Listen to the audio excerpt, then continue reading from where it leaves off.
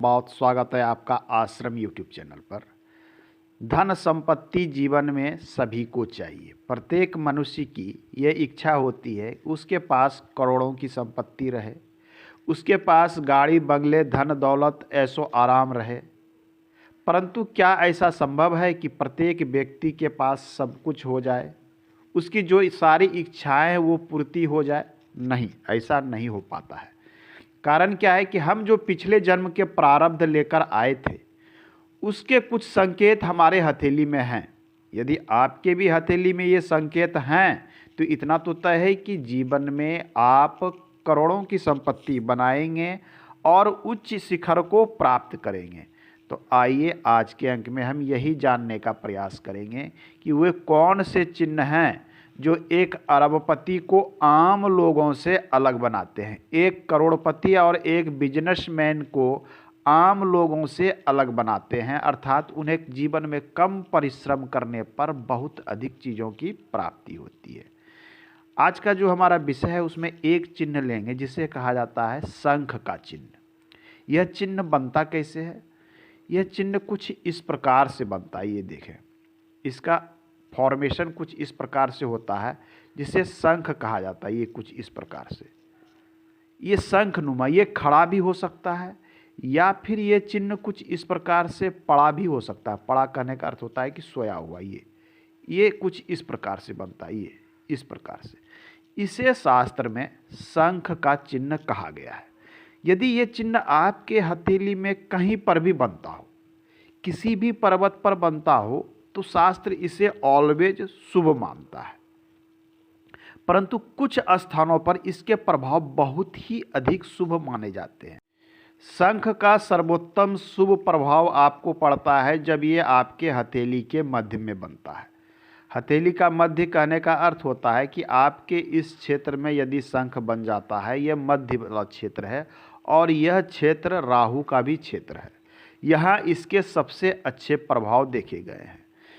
Practically रूप से, जो वास्तविक रूप से देखा जाए तो हमने हजारों व्यक्तियों की हथेली का अध्ययन किया है और उनमें से केवल एक ही व्यक्ति के हथेली में मैंने ये शंख देखा है और वर्तमान समय में वह व्यक्ति आज सरकार के अधीन या सरकार के पक्ष में एक बड़े मंत्री के पद पर उपस्थित है वर्तमान समय में, ये शंखधारी व्यक्ति। तो इसका सबसे अधिक प्रभाव मध्य में होता है। कि सभी व्यक्ति मंत्री बनेंगे? नहीं, ऐसा नहीं है।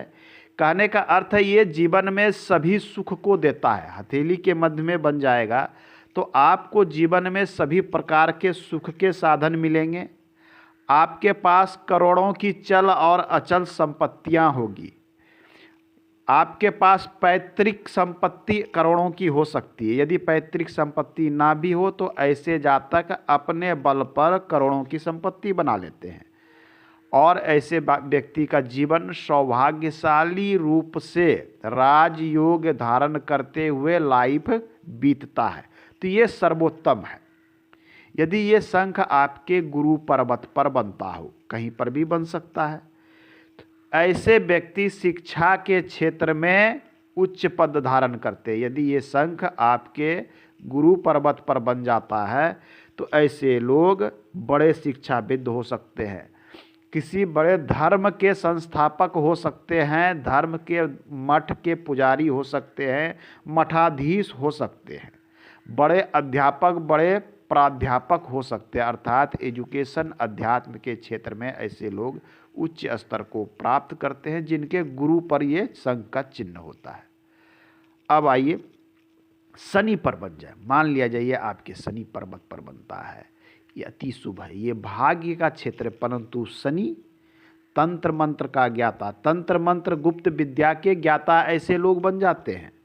प्रचंड विद्वान होंगे, वाक सिद्धि होंगे, सम्मोहन करने की शक्ति होगी, बड़े तांत्रिक हो सकते हैं। शंख का यहाँ यदि चिन्ह बन जाए, सूर्य पर बन जाए तो व्यक्ति बड़ा राजनेता बन सकता है, बड़ा बिजनेसमैन बन सकता है, बड़ा अधिकारी बन सकता है, जीवन में सभी प्रकार के संपत्ति वाले बन सकते हैं। यदि शुक्र पर बन जाए, सूर्य पर बन जाए, शुक्र पर बनता हो तो जीवन में सभी प्रकार के सुख का अनुभव करेंगे। स्त्री सुख, भौतिक सुख, वाहन का सुख, रहन सहन, खान पान का सुख, सब कुछ प्राप्त होगा, परंतु ये सबसे अधिक शुभ होता है हथेली के मध्य में इसका बनना। अब है कि यह चिन्ह जितना शुभ, जितना शुद्ध अवस्था में बनेगा, इसके शुभ परिणाम आपको उतने ही अच्छे रूप में मिलने वाले हैं। अब आइए मैं दूसरे चिन्ह की बात करता हूँ कि दूसरा महत्वपूर्ण चिन्ह है कौन सा है जो आम लोगों से आपको अलग कर सकता है। वो चिन्ह है डमरू का चिन्ह। डमरू भगवान भोलेनाथ का प्रिय डमरू इस प्रकार से बनता है, ये डमरू का चिन्ह। यह चिन्ह भी रेयर है, बहुत कम व्यक्ति के हथेली में मिलता है। यदि ये स्वतंत्र अवस्था में बनता हो, शुद्ध अवस्था में बनता हो, तो इसके प्रभाव सबसे अधिक शुभ माने गए हैं। यह चिन्ह व्यक्ति के जीवन में धन की कमी होने नहीं देता।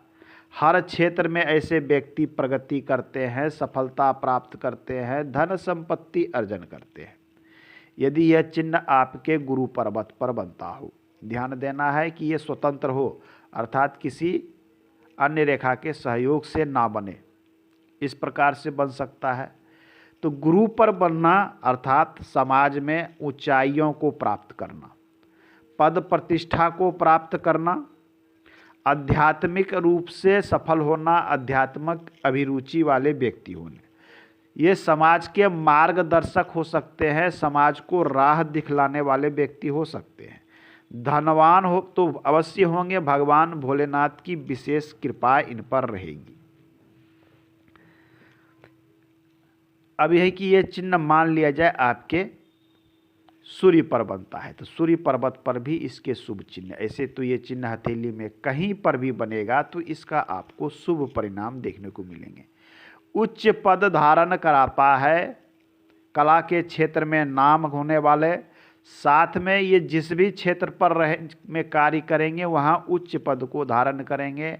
व्यवसाय करेंगे तो बड़े स्तर का करेंगे, राजनीति करेंगे तो बड़े स्तर का करेंगे, और सरकार में वर्क करते हैं सरकारी क्षेत्र में तो ये पदाधिकारी के रूप में ये कार्य करने वाले होंगे।